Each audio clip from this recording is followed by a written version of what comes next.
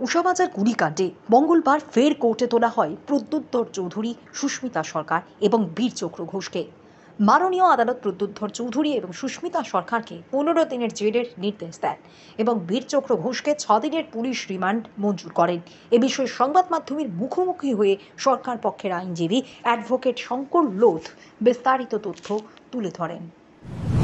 Produce করা হয়েছিল বীরচক্র ঘোষ, ওকে আমরা প্রেয়ার করেছিলাম 8 দিনের পুলিশ রিমান্ড, কোর্ট 6 দিনের দিয়েছে পুলিশ রিমান্ড। আর সুস্মিতা সরকার এবং প্রদ্যুৎধর চৌধুরীকে আমরা জেসি প্রেয়ার করেছি, কোর্ট জেসি গ্রান্ট করেছে ফর ফোর্টনাইট। আবার কবে উঠবে কোর্টে? নেক্সট ডেট বীরচক্রকে 6 দিন পরে, আর ওদের 15 ডেজে পরে। এই ঘটনায় নতুন কোনো আপডেট পাওয়া গেছে কি বা নতুন কোনো কিছু হয়েছে কি? এখন ইনভেস্টিগেশন চলছে, ইনভেস্টিগেশন পার্ট তো সবাইকে বলা যাবে না।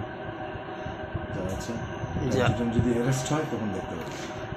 যারাই আটক আছে তারা কি পুলিশের সাথে সহযোগিতা বা আপনাদের সাথে সহযোগিতা করছে? এখনো সবাই সহযোগিতা করছে না, কিছু কিছু সহযোগিতা করেছে, তা দিয়ে আমরা ইনভেস্টিগেশন প্রোগ্রেস করছি। দিস ইজ আমার কাছে যা রিপোর্ট। আচ্ছা, আপনি বলেছিলেন স্যার ওই যে ডিবিআর, যেটা সিসি ক্যামেরা ডিবিআর, এটা সম্পর্কে কোনো আপডেট হয়েছে কি? এটা নিয়ে আজকে সম্রাট কর ভৌমিক ম্যানেজ সিনিয়র অ্যাডভোকেট উনি একটা অ্যাপ্লিকেশন করেছিলেন 91-এ। ওনাকে যেটা দেওয়া হয়েছে তার জন্য সেফগার্ড দেওয়া হয়। এখনও অর্ডারের কপিটা আমি পাইনি, বা কী অর্ডার হয়েছে এ ব্যাপারে ডিটেলসটা আমার কাছে কোনো আসেনি। জাস্ট এতটুকুই মেসেজ এসেছে রিমান্ডেডটা, ওদের এটা ডিটেলস আসেনি, তাই আমি এখন কিছু বলতে পারছি না। নিয়ে হিয়ারিং হয়েছে,